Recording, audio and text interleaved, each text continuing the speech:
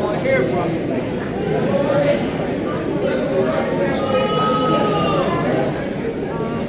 So there are two perspectives. There are two perspectives we wanted to hear tonight. And can I have a little bit of attention? Can I have a little bit of attention? So there were. We wanted to, in the interest of. Shh. Come on! Go ahead. Let him speak! Can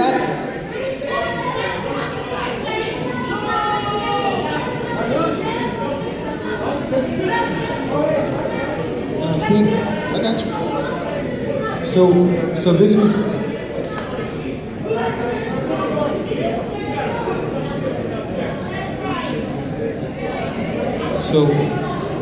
So a couple of things. For those, a couple of things.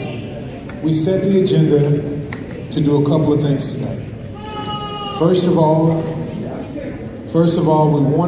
we continue to want to hear from the community. And we want to do so in a way that we can get, and I got to implore, and some folks get this, if we're going to do the work, we got to get stuff on the record. If we're going to do the work, we got to get stuff on the record. Part of our work. Now let me be clear about something. I own our work. I don't own other folks' work. Our work is to get certain things on the record from the community and from the best minds that we have so we can put together solutions to take us forward. All right?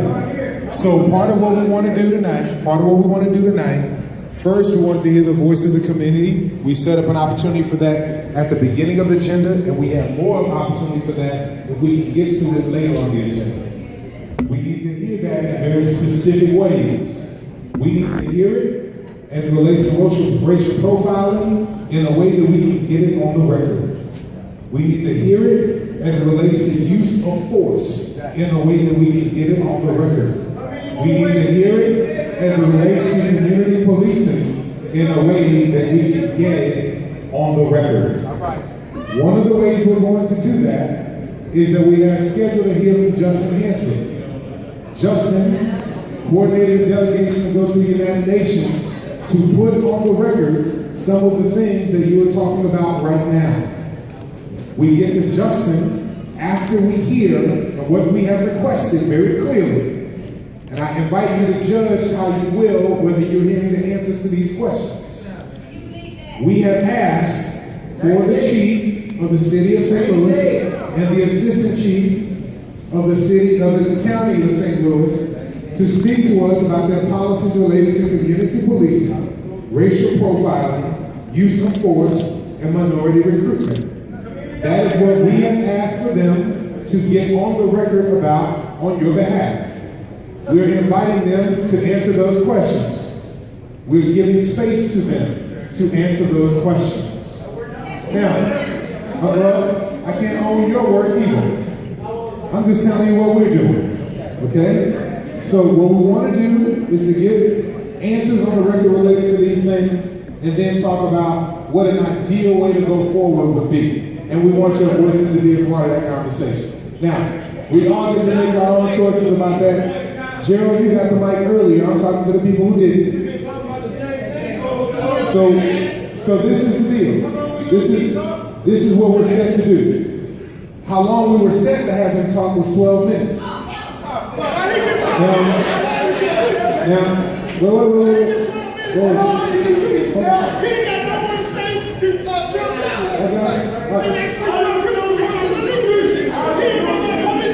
So he's not going to be a part of this conversation that we're going to have around the table.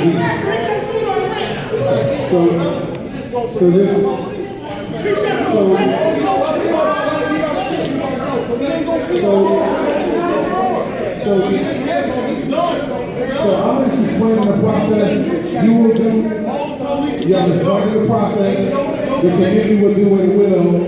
What we know is anybody has known it up to this point, we should have learned it over the last 120 days, it is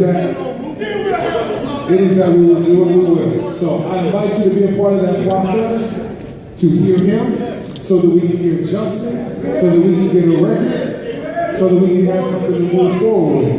That's why I invite you into. If we can do that, then we'll get to a place where we can have some discussions around these specific issues. If we can't do that, then we won't.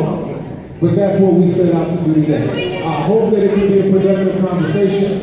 We're going to invite him to finish at this point, to get to these 4 issues, and then to invite the next voice. Let me just say, we're going to ask the Chief to give us the Reader's Digest version on those 4 issues. We're going to have a chance to break up and talk about them later. Chief, please.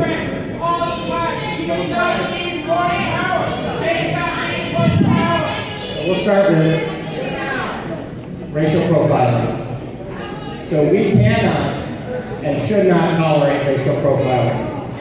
Our policy in the St. Louis City against racial profiling condemns both individual acts of prejudice and disparate treatment of groups based on race, ethnicity, age, gender, religion, sexual orientation, social economic status, or culture. The Attorney General today, Eric Holder, refined this guidance for federal law enforcement agencies regarding profiling. Our policies were ahead of where the Attorney General's policies came out today. But as we talked about when the speaker spoke earlier, there are socioeconomic issues that we have to talk about if we're going to talk about crime, if we're going to talk about profiling, issues that are outside of the law enforcement purview. Education, undereducation, under opportunities, underemployment, economic issues. In the city, to help better understand associated issues, we are working with the Center for Policing Equity from UCLA, and now formerly from UCLA, and now from Harvard, to better understand basic information regarding race, the use of force, and its impact on policing. It is deeply troubling for anyone committed to equitable treatment in the criminal justice system when inequities exist. It is also equally troubling when individuals use the topic to distract from police work. We also go another step. We contract with Rick Rosenfeld, a professor from the University of Missouri St. Louis, to examine the data, to look for patterns and identify outliers, and recommend improvements. This should be a best practice as agencies around the region take their mandatory data that they report to the Attorney General. It needs to be analyzed. Data is only as good as the outcomes that we draw from it. So simply reporting statistical information without context is not a best practice.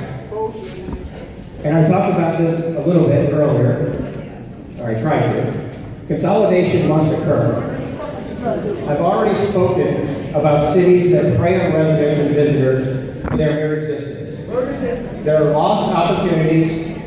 There are lost opportunity costs to those victimized by the systems.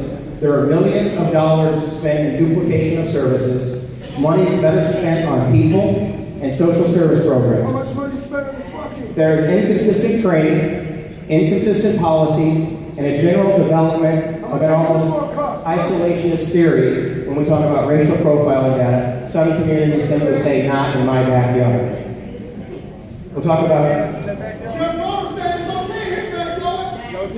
We'll move for just a second to the Post Commission because it has a key role. The Police Officer Standards and Trainings Commission is one way to overcome deficits and inequities between agencies. Focus and prescribed training. Post should conduct a needs assessment of the region and create a training agenda that truly addresses the needs of the community, the officers, and provides assurances that community agencies are being responsible. Chief, if I could just quickly, we've asked Chief Dotson to address the post-court later.